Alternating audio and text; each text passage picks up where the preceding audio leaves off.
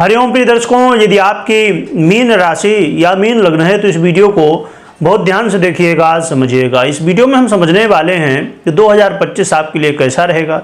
2025 में जो बड़े बड़े ग्रहों के बड़े बड़े परिवर्तन होने वाले हैं, उनका क्या प्रभाव आपके जीवन में पड़ने वाला है, इसे हम विस्तार से समझेंगे।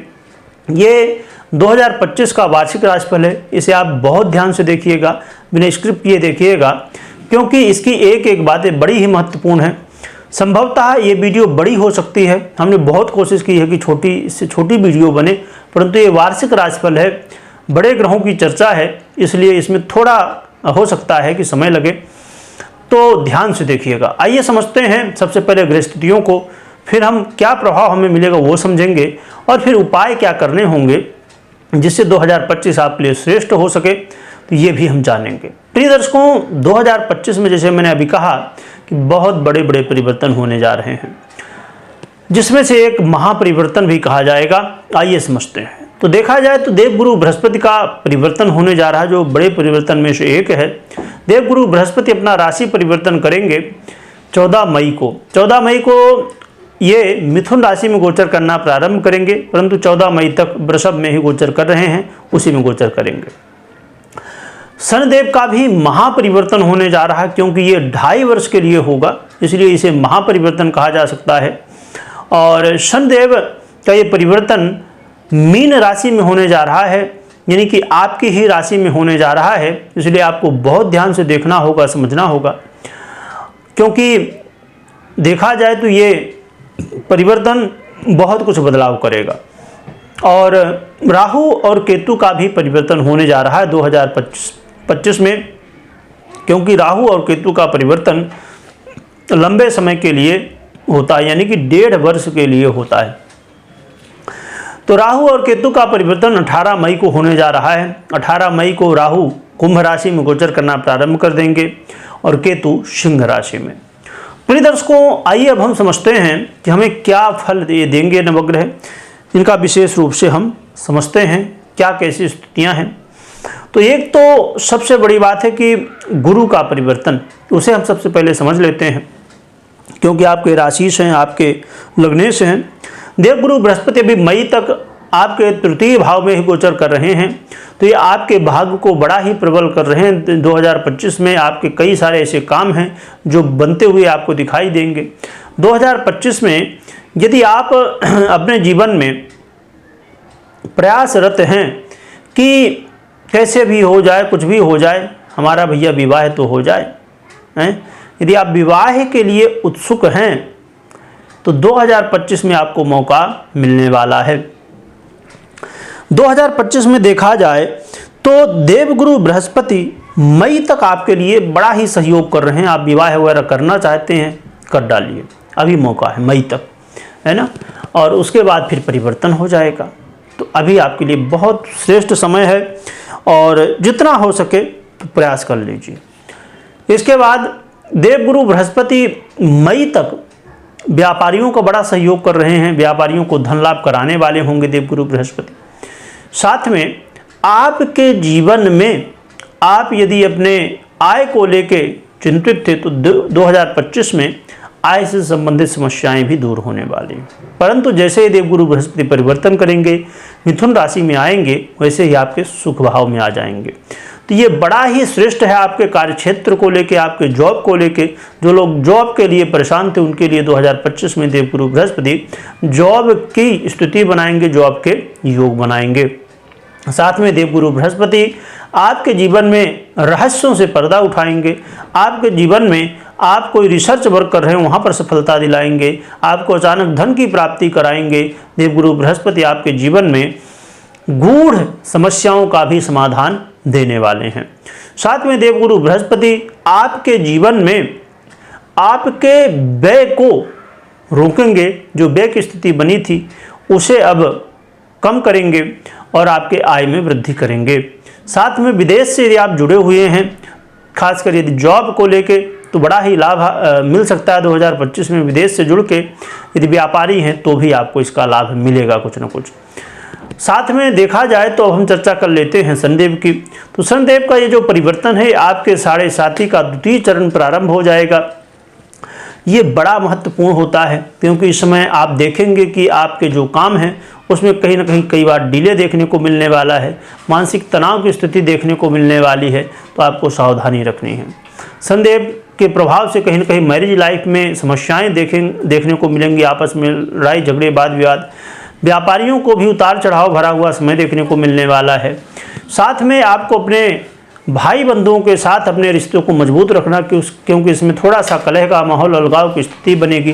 कोई परीक्षा प्रतियोगिता में आप भाग ले रहे हैं, वहाँ पर बहुत मेहनत आपको इस समय करनी होगी, क्योंकि प्रथम 7.5 तो बहुत कुछ जो है तो ठीक, परंतु अब दूसरी 7.5 है।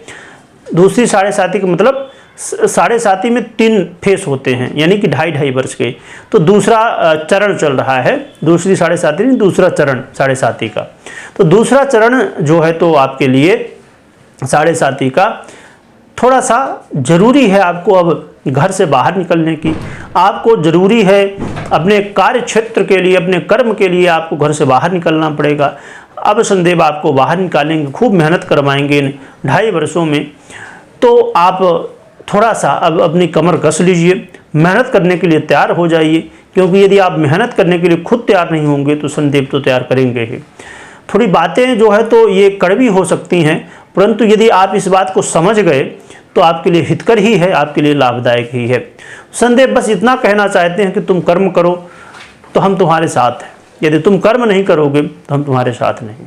तो अब आपको निकलना होगा, भागना होगा, दौड़ना होगा, परंतु ये समय बहुत ही श्रेष्ठ माना जाता है। 7.5 और ढैया इतना अच्छा समय है कि उससे अच्छा कोई समय ही नहीं। परंतु हम क्यों दुखित होते हैं? क्योंकि इन संसारिक स्थितियों का हमें ज्ञान होता है, कौन अपना है कौन पराया है ये पहचान हो जाती है। सत्य असत्य में क्या डिफरेंस है ये हम सुनते थे, परंतु अब वास्तविकता में दिखाई पड़ता है। तो इस दुनिया के जो कहना चाहिए कि आज आपने हर व्यक्ति आज इस चीज़ को देखता है, समझता है। आप देखिए कि आज के समय में ब्यूटी इंडस्ट्री कितना ग्रो कर रही है। क्यों कर रही है? दिखावा। लोग इस चमड़ी के शरीर के लिए इतना आकर्षित हैं, अपने आप को नष्ट कर देते हैं। भगवान ने इतना सुंदर शरीर दिया जिससे भगवत प्राप्ति आप कर सकें, परंतु लोग इस शरीर को व्यर्थ में इस संसार के लिए नष्ट कर रहे हैं। तो इस चीज़ को समझना होगा। इस संसार की पहचान शनिदेव कराने आते हैं। भैया गलत क्या है, सही क्या है, अपना कौन है, पराया कौन है, इसे आप अच्छी तरह से जान सकें। और जब हम ये जानते हैं तो हमें बड़ी तकलीफ होती है, बहुत चिंता होती है, बहुत मानसिक तनाव होता है, अलगाव होता है, तो हम पीड़ित होते हैं। इसीलिए मैं हमेशा कहा करता हूँ, कई बार लोगों को यह चीज़ अजीब भी लगती होगी कि जब बुरा समय चल रहा होता है, जिसे हम मानते हैं कि ये बुरा समय है, वास्तविकता में वो सबसे अच्छा समय होता है। और जब सबसे अच्छा समय आप मानते हैं कि बहुत सुख है, घर है, गाड़ी है, बंगला है, ये है, वो है, तो ये सब चीज़ें दुखों के कारण हैं, क्योंकि दुखों की उत्पत्ति सुख में होती है और सुख की उत्पत्ति दुख में होती है। ये नियम है जिसे हम उल्टी तरह से समझते हैं कि सुख बहुत अच्छा है, दुख बहुत बुरा है, संभव ही नहीं। हाँ, यदि सांसारिक दृष्टिकोण से आप देखेंगे तो फिर ये सही है कि सुख में सुखी, दुख में दुखी, परंतु वास्तविकता यदि देखेंगे, क्योंकि व्यक्ति जो गलती करता है दुख में नहीं सुख में करता है। जो गलत कर्म करता है, मैक्सिमम लोगों को आप हिस्ट्री उठा के देख लीजिए, जितनी गलत स्थितियां हैं, जितने गलत कर्म हैं, तो लोग कब करते हैं? जब सुखी होते हैं। अहंकार व्यक्ति के जीवन में आ जाता है, बड़े को बड़ा नहीं, छोटे को छोटा नहीं, कुछ समझते नहीं लोग, यही सबसे दुख का कारण है। तो आइए समझते हैं आगे। तो ये शनिदेव कहीं ना कहीं प्रभाव देंगे। राहु को प्रभाव को भी हम समझ लेते हैं। तो राहु महाराज अब आपके व्यय के जो है तो भाव में आएंगे, यानी 12 भाव में आएंगे। यहाँ पर राहु एक बड़ा अच्छा प्रभाव देंगे कि आपको विदेश यात्रा करवाएंगे, विदेश ले जाएंगे। जिनको विदेश यात्रा करना है उनके लिए बड़ा ही श्रेष्ठ प्रभाव है, परंतु जो कोर्ट कचहरी के मामले में हैं उनके लिए सावधानी बरतनी चाहिए। ऐसा कोई काम नहीं करना चाहिए जिससे कोर्ट कचहरी हो, क्योंकि फिर ये कारागार तक ले जाते हैं राहु महाराज। और लोगों से बात विवाद नहीं करना है, प्रेम से सबसे मिल के रहना, अपने स्वास्थ्य का थोड़ा ध्यान देना है ना, और कर्ज लोन की स्थिति में नहीं फंसना है। आपको अपने जीवन में जितना हो सके मिलजुल के रहिए, यही आपके लिए ठीक रहने वाला है। तो 2025 में कहा जाए तो 50-50 की स्थितियां हैं। आपको संघर्ष भी है परंतु आगे सफलता भी है। प्रिय दर्शकों, अच्छे परिणाम मिल सके इसके लिए हमें क्या उपाय करना चाहिए हम जानेंगे, परंतु ये एक बात ध्यान में रखिए कि ये 2025 अब आने वाला है, ग्रह स्थितियों के बड़े बड़े परिवर्तन होंगे, तो आपको अपनी कुंडली का विश्लेषण अवश्य कराना चाहिए, जिससे आप जान सके कि आपकी कुंडली के अनुसार कैसा 2025 रहने वाला है। उपाय के लिए जो उपाय आपने पहले सुना था वही उपाय एक तो जारी रखना है, हनुमान जी की आराधना, और दूसरा उपाय करने के लिए आपको ये करना है कि आपके जो इष्ट देवता हैं उनकी आराधना जितना हो सके ज़्यादा से ज़्यादा करिए, यही आपके लिए कल्याणप्रद होगा। प्रिय दर्शकों, 2025 आपके लिए बहुत अच्छा हो। 2025 में आपकी सभी मनोकामनाएं पूरी हों, सुख संपत्ति सब कुछ आपको प्राप्त हो।